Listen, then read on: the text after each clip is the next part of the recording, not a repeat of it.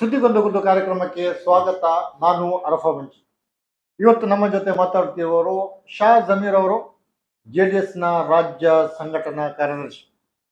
ಮಂಡ್ಯದಲ್ಲಿ ಇತ್ತೀಚೆಗೆ ನಡೆದ ಗಲಭೆ, JDS ನ ಸುಪ್ರೀಮೋ ಅಥವಾ JDS ನ ಅಧ್ಯಕ್ಷರಾದಂಥ ಕುಮಾರಸ್ವಾಮಿ ಅವರು ಒಂದು ಮಾತು ಹೇಳ್ತಾರೆ, ಒಂದು ಸಮುದಾಯದ ಹೋಲಿಕೆಯನ್ನ ಕಾಂಗ್ರೆಸ್ ಮಾಡ್ತದೆ.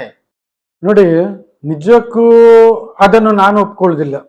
ಯಾಕೆ ಹೇಳಿದ್ರೆ, ಅವರೊಂದು ಫಸ್ಟಿಗೆ ಹೇಳಿರ್ಬೋದು, ಅಂದರೆ ಒಂದು ಕಾಂಗ್ರೆಸ್ ಪಕ್ಷ ಒಂದು ಸಮುದಾಯವನ್ನ ಓಲೈಕೆ ಮಾಡ್ತದೆ ಹೇಳಿ. ಅದು ನೋಡಿ, ಮುಂಚೆ ಸಹ ಅವರು ಮಾಡಿದಷ್ಟೇ, ಅಂದರೆ ಸ್ವಲ್ಪ ಮಾಡಿದ್ದಾರೆ ಅವರು, ಇಲ್ಲ ಹೇಳುದಿಲ್ಲ. ಆದರೆ ನಮ್ಮ ಕುಮಾರಸ್ವಾಮಿ ಅವರು ನಿಜವಾಗಿ ಅವರು ಜಾತ್ಯತೀಯ ನಾಯಕರು, ಖಂಡಿತವಾಗಿ ಅವರು ಜಾತ್ಯತೀಯ ನಾಯಕರು, ಅದರಲ್ಲಿ ಎರಡು ಮಾತಿಲ್ಲ.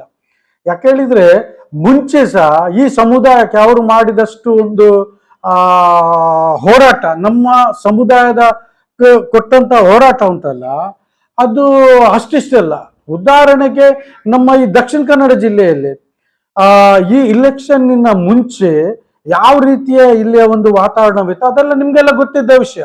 ಆದ್ರೆ ನೋಡಿ, ಅವರು ಈಗ ನಿಜವಾಗಿ ಅವರು ಈ ಒಂದು ಸನ್ನಿವೇಶ ಆದ ಕೂಡಲೇ ಅವರು ಅಲ್ಲಿ ಯಾವುದೇ ಎಲ್ಲಿ 1:30 ಗಂಟೆಗೆ ಇಲ್ಲಿ ಇಂಥ ಒಂದು ಪ್ರಾಬ್ಲಮ್ ಆಯ್ತು, ಕೂಡ್ಲೆ ಅವರು ಅಲ್ಲಿಂದ 8 ಗಂಟೆ ರಾತ್ರಿ ಅಲ್ಲಿಂದ ದೆಹಲಿಯಿಂದ ಬೆಂಗಳೂರಿಗೆ ಬಂದು ಎಲ್ಲಿಗೆ ಹೋಗದೆ, ಮನೆಗೆ ಎಲ್ಲಿಗೆ ಹೋಗದೆ ಡೈರೆಕ್ಟ್ ಆಗಿ ಮಂಡ್ಯಕ್ಕೆ ಬಂದು ಅಲ್ಲಿ ಅವರು ಈ ಇಲ್ಲಿಯ ಒಂದು ಸನ್ನಿವೇಶವನ್ನೆಲ್ಲ ಅರಿತು ಅಲ್ಲಿಯ ಎಲ್ಲ ವಿಷಯವನ್ನ ತಿಳಿದು ಅವರಲ್ಲಿ ನಿಜವಾಗಿ ಏನೆಲ್ಲ ಆಗಿದೆ, ಅವರು ಯಾರಿಗೆಲ್ಲ ನಷ್ಟ ಆಗಿದೆ, ಅಲ್ಲಿ ಹಿಂದೂ ಮುಸ್ಲಿಂ ಹೇಳಿ ಅವ್ರು ನೋಡ್ಲಿಲ್ಲ, ಎಲ್ರಿಗೆ ಕರೆದು ಅಲ್ಲಿ ಏನೆಲ್ಲ ಕೊಡ್ಬೇಕು, ಅವ್ರಿಗೆ ಯಾವ ಸಹಾಯಧನವನ್ನೆಲ್ಲ ಮಾಡ್ಬೇಕು ಕೂಡ್ಲೆ ಎಲ್ಲವನ್ನ ಅವರು ಮಾಡಿಕೊಟ್ಟಿದ್ದಾರೆ. ಅದೆಲ್ಲ ನಿಮ್ಗೆ ಗೊತ್ತಿರದ ವಿಷಯ.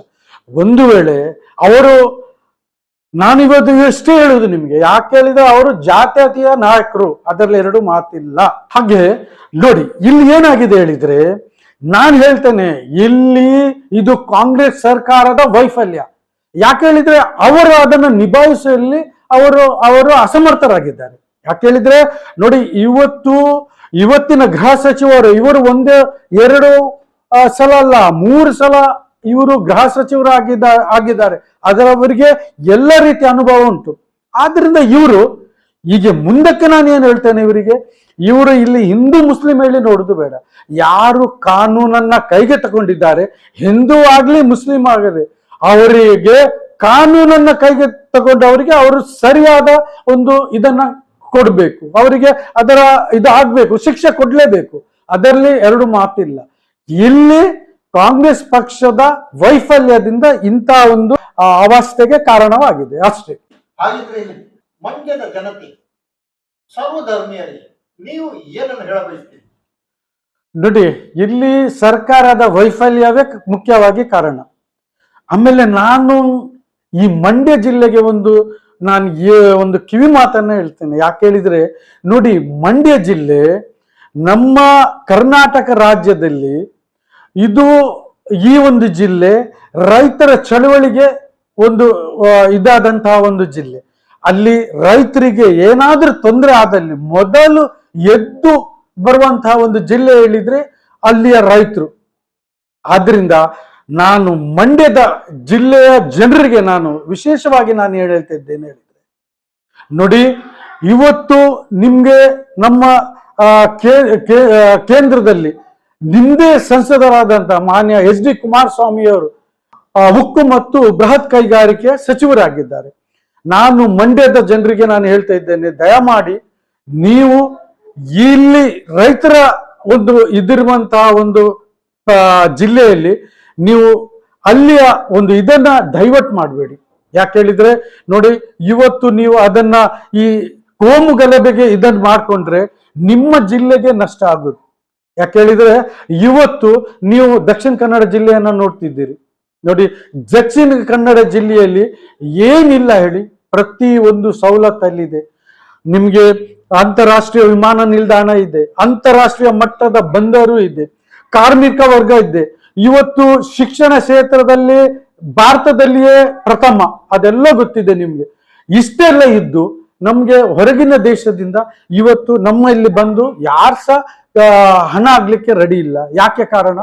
ಇಷ್ಟೆಲ್ಲ ಇದ್ರೂ ಕೂಡ ಇವತ್ತು ಅವ್ರು ಬಂದು ಆಗ್ತದೆ ಇದೇ ಒಂದು ಕೋಮು ಗಲಭೆಯಿಂದ ಅವ್ರು ಯಾರು ಇಲ್ಲಿಗೆ ಬರ್ತಾ ಇಲ್ಲ.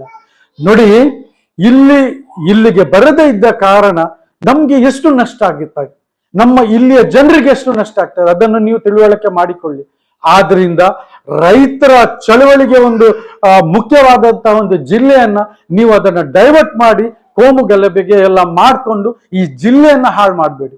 ನಾನು ಇದೊಂದು ನಮ್ಮ ಈ ಮಂಡ್ಯದ ಜಿಲ್ಲೆಯ ಜನರಿಗೆ ದಯಮಾಡಿ ಕಳಕಳಿಯಿಂದ ನಾನು ಪ್ರಾರ್ಥಿಸಿಕೊಳ್ತಿದ್ದೇನೆ. ನಾನು ನಮ್ಮ ಪಕ್ಷದ ಪರವಾಗಿಯೂ ಸಹ ನಾನು ನಿಮ್ಗೆ ಪ್ರಾರ್ಥಿಸಿಕೊಳ್ತಾ ಇದ್ದೇನೆ. ಈವರೆಗೆ ನಮ್ಮ ಜೊತೆ ಮಾತಾಡಿದವರು JDS ನ ಸಂಘಟನಾ ಕಾರ್ಯದರ್ಶಿಯಾದಂಥ ಶಾ ಜಮೀರ್ ಅವರು, ರಾಜ್ಯ ನಾಯಕ. ಮಂಡ್ಯದ ಗಲಭೆ ವಿಚಾರದಲ್ಲಿ ಜಾತ್ಯತೀತ ಜನತಾ ದಳ ಜಾತ್ಯತೀತವಾಗಿಯೇ ನಡೆದುಕೊಂಡಿದೆ ಎನ್ನುವಂಥ ವಿಚಾರವನ್ನು ಹೇಳಿದ್ದಾರೆ. ನಿಮ್ಮ ಅಮೂಲ್ಯವಾದ ಸಮಯವನ್ನು ನಮ್ಮೊಂದಿಗೆ ನೀಡಿದ್ದೀರಾ. ಸುದ್ದಿಗೊಂದು ಚಾನಲ್ ಪರವಾಗಿ ನಿಮಗೆ ಕೃತಜ್ಞತೆಯನ್ನ ಹೇಳ್ತಾ ಇದ್ದೇನೆ. ಇವತ್ತೊಂದು ಈ ಒಂದು ಅವಕಾಶ ಮಾಡಿಕೊಟ್ಟಂತ ಸುದ್ದಿಗೊಂದು ಗುದ್ದು ಸಂಸ್ಥೆಗೆ ನನ್ನ ಹೃತ್ಪೂರ್ವಕವಾದ ವಂದನೆಗಳು. ವೀಕ್ಷಕರೇ, ನಾನು ಅರಫ ಮುಂಚಿ, ಜೈ ಭಾರತ್.